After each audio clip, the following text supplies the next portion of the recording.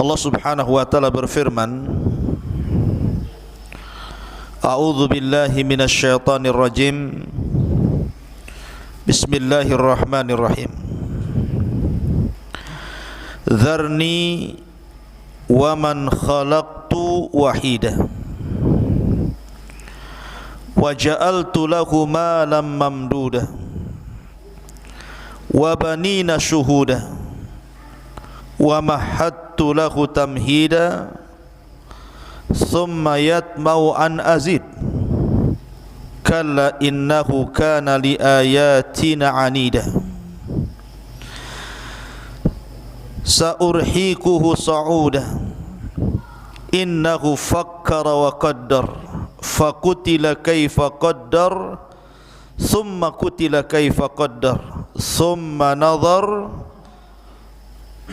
thumma abasa wa basar thumma adbara wastakbar faqala in hadha illa sihrun yu'thar in hadha illa qaulul bashar sa'uslihi saqar wa ma adraka mas saqar la tubki wa la tadhar lawahatu lil bashar. Allah Subhanahu wa taala berfirman dalam surah Al-Mudaththir ini, biarkanlah aku yang bertindak terhadap orang-orang yang aku sendiri telah menciptakannya, dan aku beri kekayaan yang melimpah serta anak-anak yang bersamanya, dan aku berikan kelapangan hidup seluas-luasnya. Kemudian dia ingin sekali agar aku menambah nikmatnya. Tidak bisa, sesungguhnya dia telah menentang ayat-ayat kami Al-Quran. Aku akan membebaninya dengan pendakian yang memayahkan. Sesungguhnya dia telah memikirkan dan menetapkan. Maka celakalah dia, bagaimana mungkin dia bisa menetapkan? Sekali lagi celakalah dia, bagaimana mungkin dia bisa menetapkan? Kemudian dia merenung dan memikirkan, lalu berwajah masam dan cemberut, kemudian berpaling dan menyombongkan dirinya. Tiba-tiba dia mengatakan Al-Quran itu hanyalah sihir yang dipelajari dari orang terdahulu.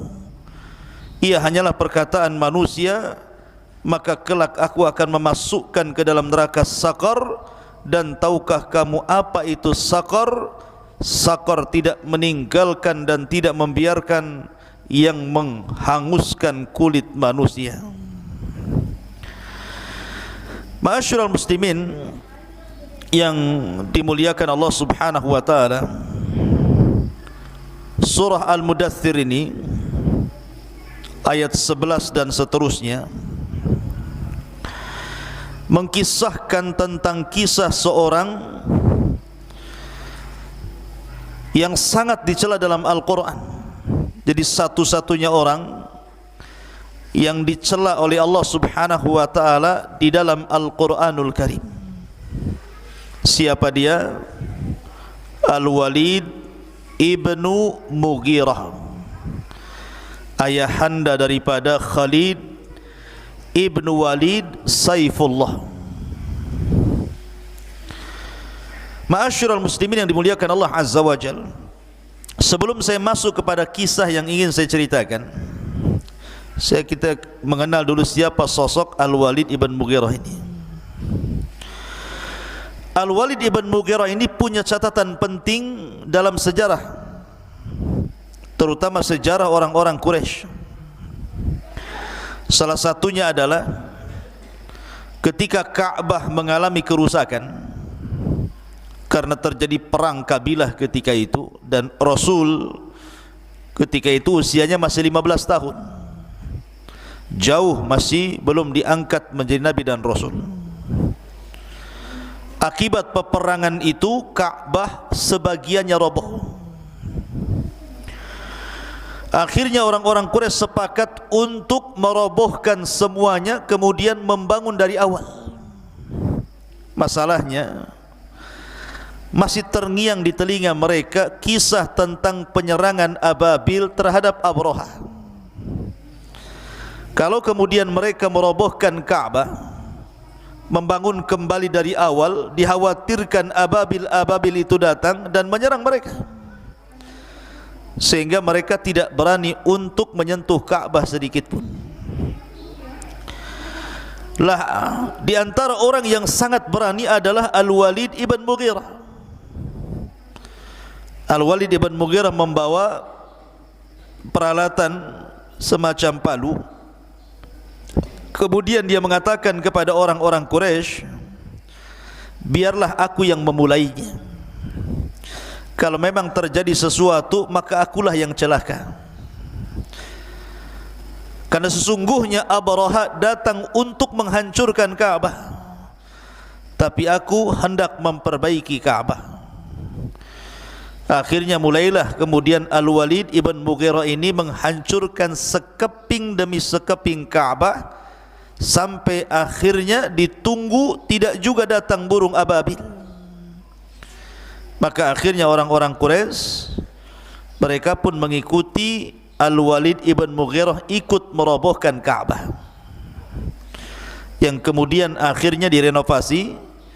Tetapi karena dananya diharuskan dari yang halal, sehingga pembangunannya tidak sampai selesai,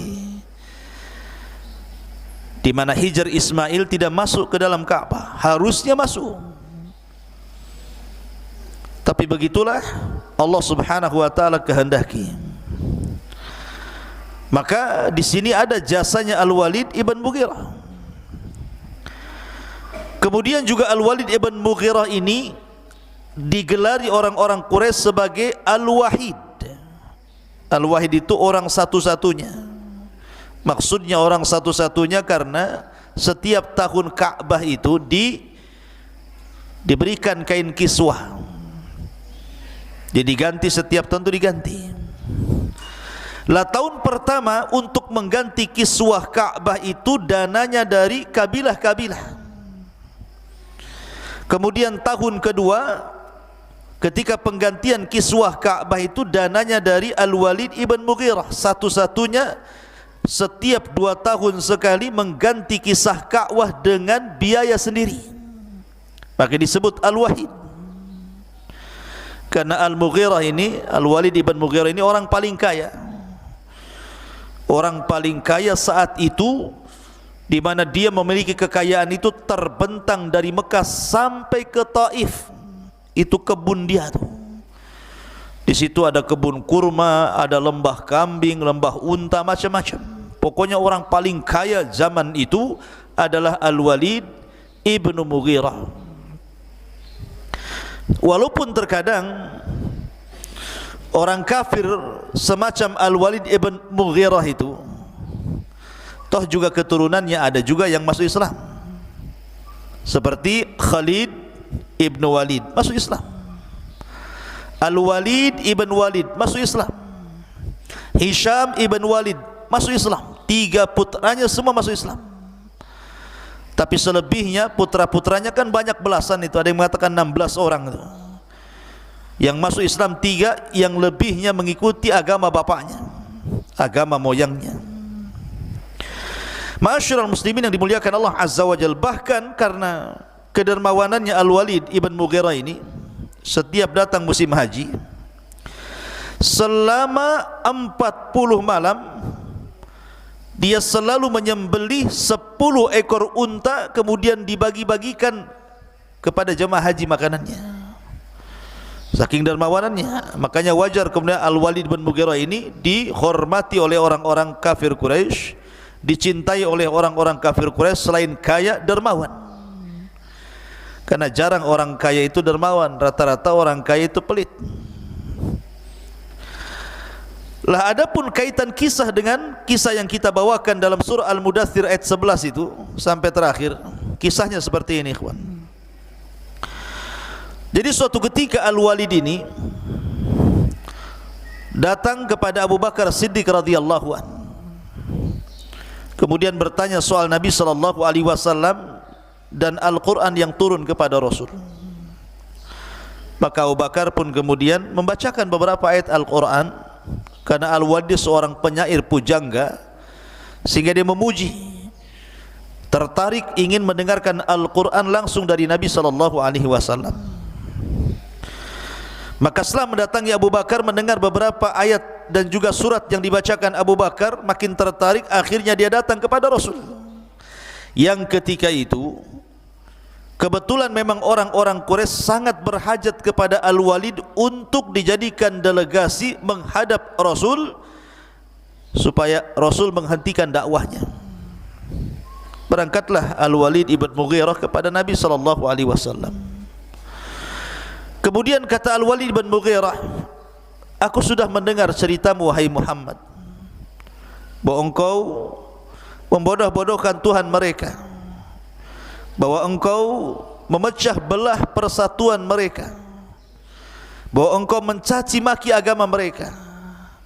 Kata Al-Walid, ya Muhammad, in kunta turidu malan jama'na min amwalina.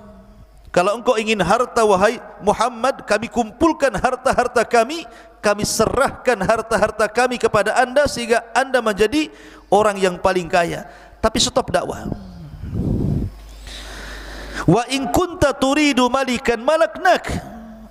Tapi kalau engkau ingin jadi raja, jadi pemimpin, maka kami siap menjadi rakyatmu dan kau menjadi pemimpin kami, asal tinggalkan dakwahmu. Wa in kunta turidu imra'atan jawaznaka bi ajmali fatati Quraisyin. Tapi kalau karena engkau ingin seorang wanita cantik, kami pilihkan, kita seleksi wanita-wanita cantik, kemudian kami nikahkan kepada anda, asal berhenti dari dakwahmu. Wa in kunta majnunan allajna, kalau engkau memang gila, kami carikan dokternya. Pokoknya Al-Walid menawarkan terus kepada Nabi SAW, sampai akhirnya Rasul mengatakan, sudah bicara wahai Walid? Kata Rasul, ya sudah, sekarang giliranku. Maka Nabi SAW mulai menjawab tentang apa yang dikatakan Al-Walid kepada dia. Dengan apa? Dengan wahyu. Nabi menjawab dengan Al-Quran. Kata Nabi SAW, beliau membacakan surah Fussilat. A'udzu billahi minasyaitonir rajim. Bismillahirrahmanirrahim. Hamim, tanzilum minar rahmanir rahim. Kitabun fussilat ayatuhu Qur'anan Arabiyyan liqaumi ya'lamun. Basyiran wa nadhiran fa'arada aktsaruhum fahum la yasma'un. Sampai kepada firman Allah Azza wa Jal, fa in a'radu faqul anzartukum sa'iqatan mithla sa'iqati 'adin wa thamud. Maka Nabi SAW membacakan surah Fussilat ini. Hamim, Al-Quran ini diturunkan dari Tuhan yang maha pengasih lagi maha penyayang. Kitab yang ayat-ayatnya dijelaskan, bacaan dalam bahasa Arab untuk kaum yang mengetahui, yang membawa berita gembira dan peringatan, tetapi kebanyakan mereka berpaling serta tidak mendengarkan.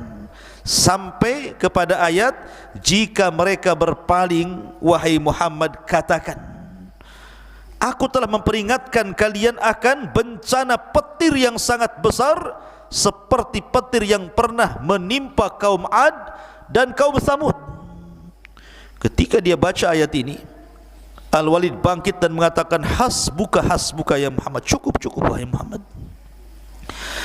Lah setelah itu kemudian Al-Walid berpaling dari Rasul sallallahu alaihi wasallam, kemudian mendatangi orang-orang Quraisy. Kata orang-orang Quraisy, ya Al-Walid, kau sudah datang kepada si Muhammad itu, apa hasilnya? Bagaimana tawarannya? Diterima atau tidak? Apakah dia masih terus melancarkan dakwahnya atau berhenti? Kata Al-Walid ibn Mughirah, dia mengatakan, wa madza aqul? Apa yang harus aku katakan kepada kalian ini? Fa wallahi ma fikum rajulun a'lam bil ash'ari minni wala a'lam bi rijzin wala bi qasidati minni wala bi ash'aril jin. Kata Al-Walid bin Mughirah, demi Allah, tidak ada di tengah-tengah kalian orang yang lebih memahami syair Arab dibandingkan diriku. Tidak juga mengetahui tentang rajaz dan qasidahnya mengungguli diriku. Tapi apa yang diucapkan sampai kepada syair-syair jin, aku pun tahu katanya. Syair jin pun tahu si Al-Walid ini. Kemudian dia mengatakan, wallahi, demi Allah, ma yushbihu alladhi yaqulu syai'an min hadha. Yang aku dengar dari ucapan Muhammad itu sama sekali tidak ada yang masuk dalam kategori ini. Dia bukan syair, bukan rajaz, bukan qasidah, bukan syair jin. Fa wallahi, demi Allah, dia bersumpah lagi, inna laqauluhu alladhi yaqulu halawa wa inna alaihi la talawa wa innahu la muthmiru a'lahu muddiqu asfala wa innahu la ya'lu wa ma yu'la wa innahu la yakhtibu ma tahtahu. Demi Allah, apa yang diucapkan si Muhammad itu, maksudnya dari Al-Quran itu, sesuatu yang sangat manis, memiliki kenikmatan saat mendengarnya. Bagian atasnya berbuah sementara bagian bawahnya begitu subur. Perkataannya begitu tinggi dan tidak ada yang mengunggulinya, serta menghantam apapun yang ada di bawahnya. Malah memuji Rasul. Ketika Al-Walid justru memuji Al-Quran dan juga ajaran Rasul, ini kebenaran yang diucapkan Al-Walid. Apa kata orang-orang musyrik yang mendengarnya? Al-Walid sudah terpengaruh dengan si Muhammad. Dia sudah, jangan-jangan sudah masuk Islam dia. Lah Al-Walid pun kemudian pergi meninggalkan orang-orang Quraisy. Seandainya ketika itu ikhwan, Al-Walid masuk Islam, satu Quraisy masuk Islam. Kenapa? Karena Al-Walid itu tokoh sentral. Yang kedua, orang yang paling kaya. Dia bisa berdakwah dengan kekayaannya dan ucapannya didengar masalahnya. Tetapi hidayah itu milik Allah Azza wa Jalla. Orang-orang Quraisy berbisik satu dengan yang lainnya, gimana Al-Walid ini begini-begini. Rupanya datanglah Fir'aun yaumat ini. Siapa? Abu Jahal. Abu Jahal dengan Al-Walid dengan satu kabilah, Bani Makhzum. Kata Abu Jahal, biar si Walid itu saya yang urus, katanya. Kenapa dia bisa mengucapkan perkataan seperti itu? Akhirnya kemudian Abu Jahal pun mendatangi rumahnya Al-Walid dengan muka yang masam, dihidangi makanan tidak dimakan, dikasih minum tidak diminum, kemudian seolah-olah wajahnya musam. Kata Al-Walid, ya Abal Hakam, maksudnya Abu Jahal, ada apa dengan kamu? Suruh makan tak mau makan, suruh minum tak mau minum, wajah pun musam, ada apa? Maka Abu Jahal mengatakan, ya Walid, engkau tahu posisi engkau di hadapan kaum ini. Kau ini seorang pemimpin. Dan aku dengar kaummu, wahai Al-Walid, mereka sudah mengumpulkan harta-harta mereka untuk diberikan kepadamu. Karena engkau telah datang kepada Abu Bakar dan juga Muhammad, kemudian engkau makan dari makanan keduanya. Padahal engkau tahu bahwa mereka sudah diboikot selama 3 tahun lamanya. Kenapa kau tega makan di rumah Abu Bakar dan juga di rumah Muhammad, sehingga kaum menganggap engkau ini orang miskin dan mereka mengumpulkan harta untuk memberikan kepadamu? Marah Al-Walid, orang paling kaya digituin. Bangkit dia mengatakan, hei Abul Hakam, kamu tahu tidak ada orang yang paling kaya di Quraisy kecuali saya. Buat apa mereka mengumpulkan harta kemudian diberikan kepadaku? Kata Abul Hakam, begitulah kaummu kepadamu. Mereka hanya menghendaki agar ucapanmu dicabut, kemudian kau mengucapkan sesuatu kebalikan dari apa yang telah kau ucapkan. Akhirnya kemudian kata Al-Walid, kalau gitu kumpulkan semua orang-orang Quraisy. Maka berangkatlah Al-Walid dengan Abu Jahal. Kemudian orang-orang sudah berkumpul di sekitar haram. Maka mulailah kemudian Al-Walid berceramah. Apa isi ceramahnya? Kata Al-Walid, di hadapan orang-orang Quraisy. Apa yang harus aku katakan kepada Muhammad? Jika aku katakan dia gila, kalian tahu orang gila seperti apa? Jika aku katakan dia seorang penyihir, kalian tahu penyihir seperti apa? Jika aku katakan dia seorang penyair, kalian juga tahu siapa penyair itu. Jika aku katakan begini, begitu, begini, begitu, pokoknya panjang lebar, masih juga Al-Walid itu ketika itu mengucapkan kalimat hak tentang Nabi SAW. Sampai Abu Jahal ini bingung mau berbuat apa gitu kan. Akhirnya kemudian Al-Walid pun pergi meninggalkan orang-orang yang sedang kebingungan dengan ucapannya. Di tengah jalan baru dia berfikir. Disinilah cerita dimulai dalam Al-Quran ini, di mana Allah Subhanahu wa taala berfirman, "Dzarni wa man khalaqtu wahida." Biarkanlah aku yang bertindak terhadap orang yang aku sendiri telah menciptakannya. Wa ja'altu lahu malam mamduda. Aku berikan kekayaan yang melimpah. Bayangkan kekayaan Al-Walid terbentang dari Mekah sampai ke Taif. Itu kekayaan dia semua. Wa banina syuhuda. Anak-anaknya banyak. Ada yang mengatakan 16 orang anaknya itu. Semua sukses. Wa mahadtu lahu tamhida. Dan aku pun berikan kelapangan seluas-luasnya, mudah untuk mencari rizki. Summa yatma'u an azid. Sudah kaya masih juga kurang. Maka Allah mengatakan, kalla innahu kana li ayatina anida. Tidak mungkin ku tambah lagi nikmatnya, karena dia telah menentang ayat-ayat kami Al-Quran. Sa'urhikuhu sa'uda. Aku akan membebaninya dengan pendakian yang memayahkan. Innahu fakkara wa qaddar. Dari sini mulainya. Jadi habis ceramah Al-Walid ini, kemudian dia pulang. Di tengah jalan dia berfikir, apa tadi yang saya ucapkan? Mulai dia ketakutan. Ketakutan kalau jabatannya akan hilang, pengaruhnya akan hilang, sehingga orang-orang akan meninggalkannya.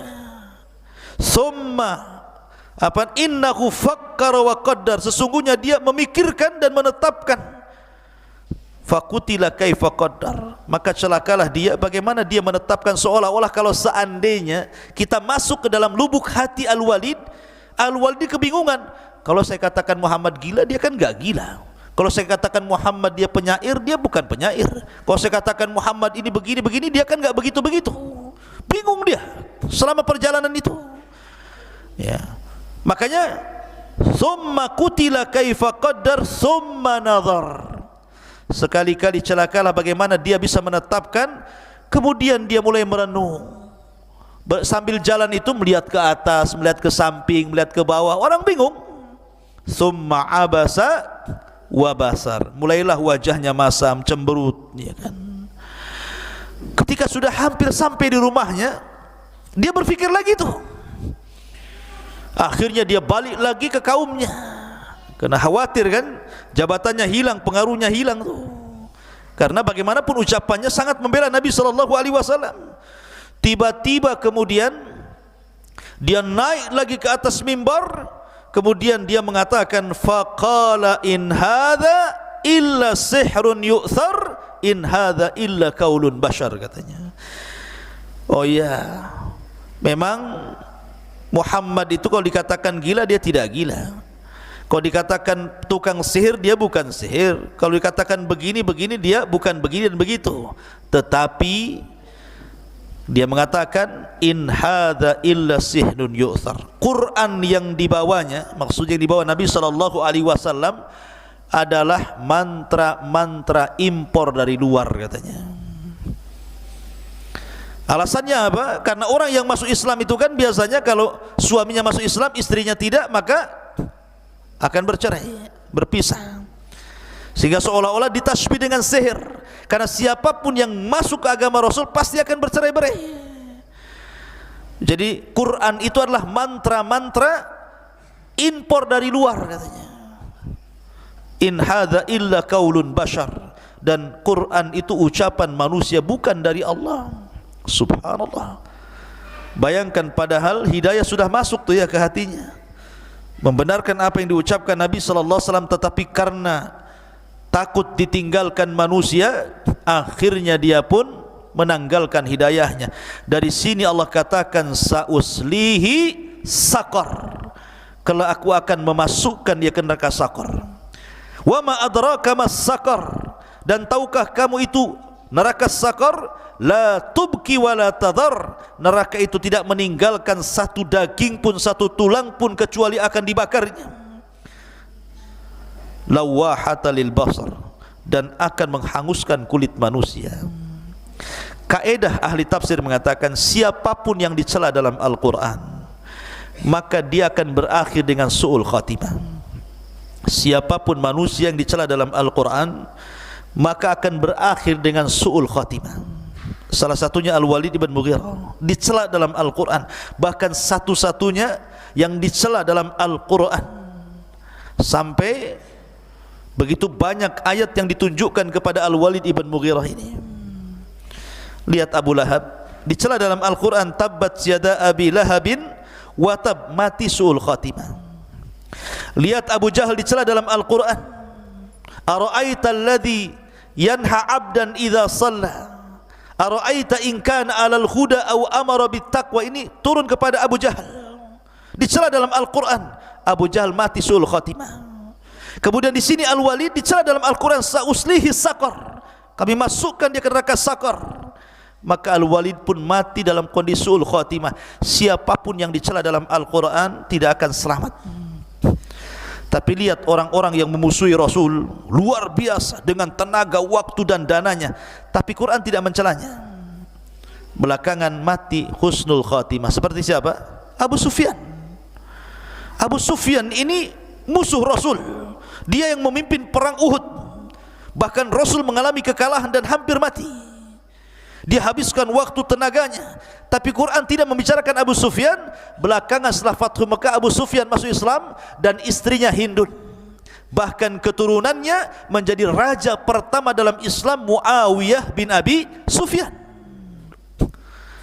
Dan itu kaidah Al-Quran. Siapapun yang dicela dalam Al-Quran tidak akan selamat dari hidayah, tidak akan selamat dari kesesatan, dan tidak akan dapat hidayah dan mati su'ul khatimah.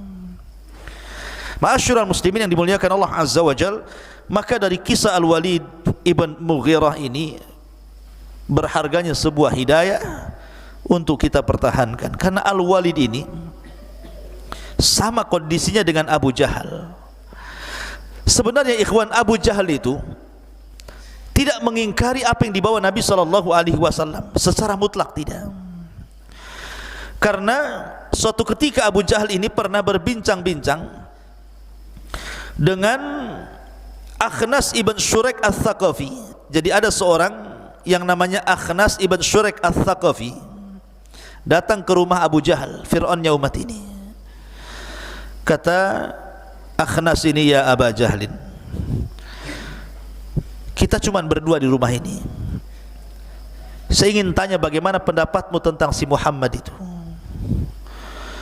Maka Abu Jahal tiba-tiba memuji Nabi SAW dan mengatakan, wahai Akhnas, kau sudah tahu orang itu tidak pernah berdusta, dan apa yang diucapkannya itu sebuah kebenaran.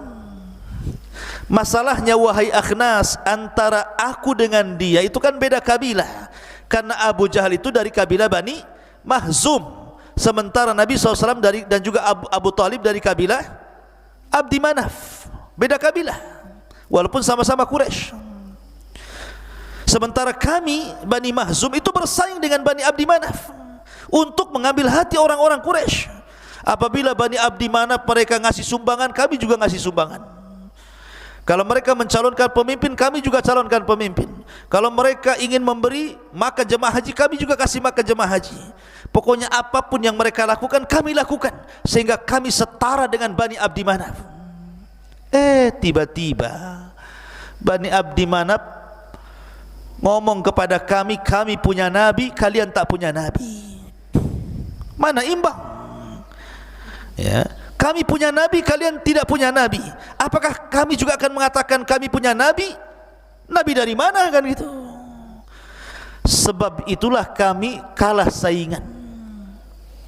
Seandainya mereka tidak mengatakan lana nabi walastum nabi, kami nabi dan kalian tidak punya nabi, tidak dikatakan ucapan ini, tentu Abu Jahal dapat hidayah.